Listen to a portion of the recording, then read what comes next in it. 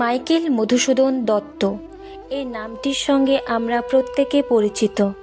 তার লেখা বিখ্যাত মেঘনাদবধ কাব্য ভারতবাসীর জীবনে আজীবন অমর হয়ে থাকবে।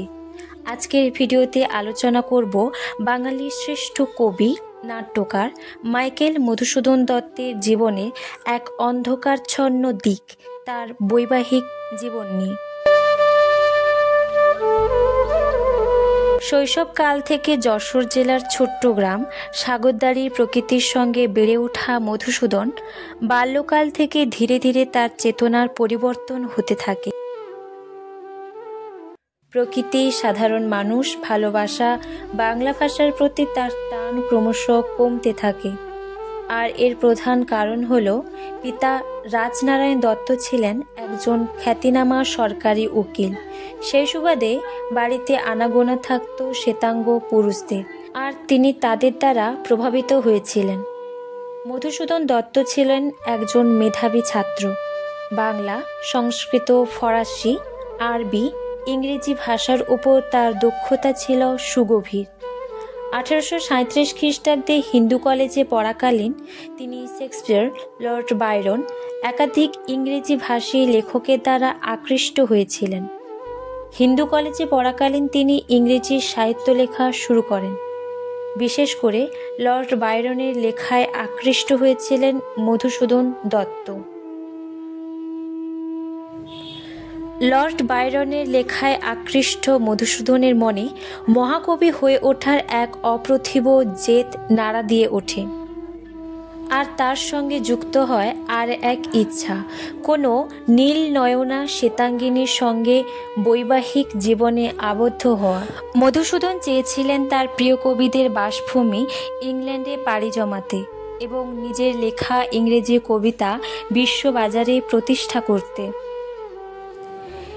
কিন্তু এই সময় মধুসূদন দত্তের পিতা রাজনারায়ণ দত্ত ছেলের বিবাহ ঠিক করলেন।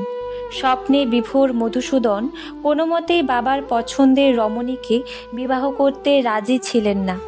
এই কারণে তিনি 1943 খ্রিস্টাব্দে 9 ফেব্রুয়ারি খ্রিস্টান ধর্ম গ্রহণ করেন, যাতে বাবা তাকে জোর করে বিয়ে না দেন এবং তার স্বপ্নে বাধা না হন।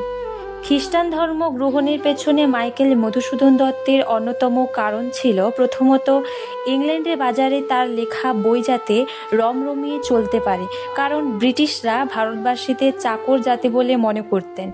এই কারণে তাদের লেখা বই পড়তে তারা কুণ্ঠিত হতেন।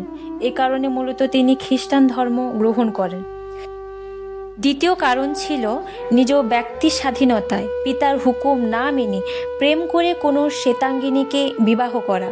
তবে তিনি এর সুফল খুব একটা পাননি। যাই হোক, মাইকেল মধুসূদন দত্ত খ্রিস্টান ধর্ম গ্রহণ করলে পিতা রাজনারায়ণ দত্ত পুত্রকে ত্যায্যপুত্র করলেন। এই সময় মধুসূদন বিশপ কলেজে পড়া শুরু করেন। বিশপ কলেজে পড়াকালীন মধুসূদনের পিতা রাজনারায়ণ দত্ত দ্বিতীয় বিবাহ করেন। পিতার কর্মে, রাগে, ক্ষোভে, দুঃখে কাউকে কিছু না বলে অজ্ঞাতস্বরে মধুসূদন পাড়ি জমালেন তৎকালীন মাদ্রাজ শহরে। সেখানে তিনি অনাথ ছাত্রছাত্রীদের পড়ানোর কাজে যুক্ত হলেন। সেখানেই পরিচিত হলেন তার প্রিয় ছাত্রী রেবেকার সঙ্গে। দুজনের মধ্যে প্রণয়ের সম্পর্ক গড়ে ওঠে। সালটা ছিল 1848-এর 31শে জুলাই। 24 বছর বয়সী মাইকেল মধুসূদন দত্ত ও 17 বছরের রেবেকার বৈবাহিক জীবনের পদযাত্রা শুরু হলো। এখানে একটা কথা বলে রাখি, এটাই ছিল ভারতের প্রথম কোনো কৃষ্ণাঙ্গ পুরুষের সঙ্গে শ্বেতাঙ্গিনী নারীর বিবাহ অনুষ্ঠান। তাদের বিবাহ স্থায়ী হয়েছিল মাত্র 8 বছর। বিবাহের পরপরই মাইকেল 2 কন্যা ও 2 পুত্র সন্তানের পিতা হলেন। একদিকে ছিল তার জীবনের তীব্র অর্থ সংকট, আর একদিকে চলছিল তার লেখালেখি ও দাম্পত্য জীবন। তীব্র অর্থ সংকটে মাইকেল মধুসূদন দত্ত একেবারে নাজেহাল হয়ে উঠেছিলেন তার সম্পর্ক ও পারিবারিক পরিবেশ নিয়ে। ইতিমধ্যে মাদ্রাজে তার জীবনে দ্বিতীয় বসন্তের হাতছানি দেয়। তিনি দ্বিতীয়বার প্রেমে পড়েন ফরাসি রমণী এমিলিয়া হেনরিয়েটা সোফিয়ার। মাইকেল মধুসূদন দত্ত তার প্রথম স্ত্রী রেবেকা ও সন্তানদের কথা একবারের জন্য না ভেবে সমাজ বহির্ভূত পরকীয়ার সম্পর্কে লিপ্ত হয়েছিলেন। জানলে অবাক হবেন, মধুসূদন একান্ত গোপনে তার স্ত্রী সন্তানের কথা গোপন রেখে হেনরিয়েটার সঙ্গে প্রণয়ের সম্পর্কে লিপ্ত হয়েছিলেন। মাইকেলের প্রথম স্ত্রী রেবেকা একদিন আচমকা জানতে পারলেন স্বামীর অবৈধ সম্পর্কের কথা। রেবেকা প্রথমে মেনে নিতে পারেননি বিষয়টিকে, কারণ তৎকালীন সময়ে দাঁড়িয়ে একজন লেখক স্বামী, তার উপরে আবার কৃষ্ণাঙ্গ পুরুষকে সবার অমতে বিয়ে করেছিলেন রেবেকা। তার বিশ্বাসে আঘাত হেনেছিলেন কবি। এর পরপরই রেবেকার সংসারে নেমে এসেছিল আগুনের লেলিহান শিখা। ফলে অথই সাগরে পড়েছিলেন রেবেকা। 4 সন্তানকে একা হাতে মানুষ করেছিলেন তিনি। তবে কখনোই এই আত্মমর্যাদা সম্পূর্ণ রেবেকা তার স্বামীর শরণাপন্ন হননি আমৃত্যু। অন্যদিকে মাইকেল মধুসূদন দত্ত তার দ্বিতীয় প্রণয়িনীকে নিয়ে বাকি জীবনটা কাটিয়েছিলেন।